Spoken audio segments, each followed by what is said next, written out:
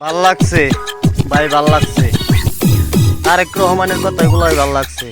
নেতা হয়েছে সেই, কারণ একটা দল চালাইতে গেলে বা দলের সংগঠন মজবুত রাখতে গেলে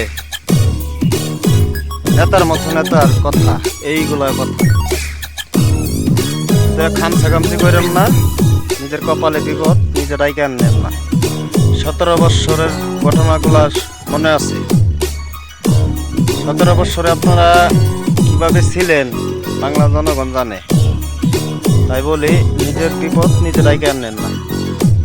আপাতত থাকুক, 5 বছর দেশটাকে সুন্দরভাবে সংস্কার করুক। 17 বছরের আওলা জাওলা দেশ ভাঙ্গা, মানে মরির মোয়ার মতো কেন মুসরাই একবার ভাঙছে 17 বছর দেশটারে। জনগণের মন কিন্তু মনের জায়গায় নাই। এখন জনগণ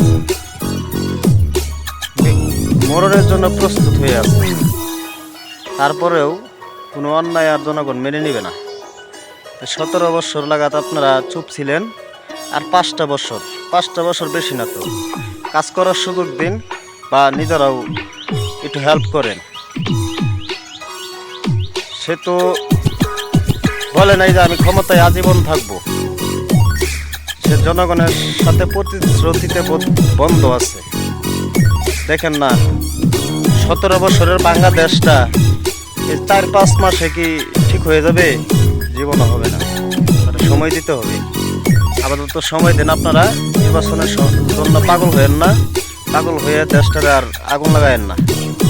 দেশটা সুন্দরভাবে এখন চলতে দেন। আর আপনারা অপেক্ষা করেন। নির্বাচন তো হবেই। নির্বাচন যেহেতু ডক্টর ইউনূস স্যার বলছে নির্বাচন দিবি, তবে এত পাগল হওয়া যাবে না। পাগল হইলেই ধরা খাইবে। ঠিক আছে?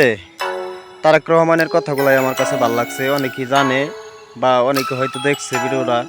আমি লাইভ ভিডিওটা দেখছি, দেখে আমার কাছে খুবই ভালো লাগছে। ভালো লাগছে মানে কি, একবারে ভালো লাগছে, সেই ভালো লাগছে তারেক রহমানের কথাগুলা। কারণ আপনারা পাগল হয়েন না। কারণ জনগণের মুখ যদি একবার ফিরে নেয় আর তাকাইব না, আর তাকানোর সময় থাকব না। তাই তারেক রহমানের কথাই চলেন, ভালো হইবে। অনেকটা ভালো লাগবে, অনেক ভালো লাগছে। ঠিক আছে? নির্বাচনের জন্য পাগল হয়েন না। ডক্টর ইউনূস সাহেবের পাশে থাকেন।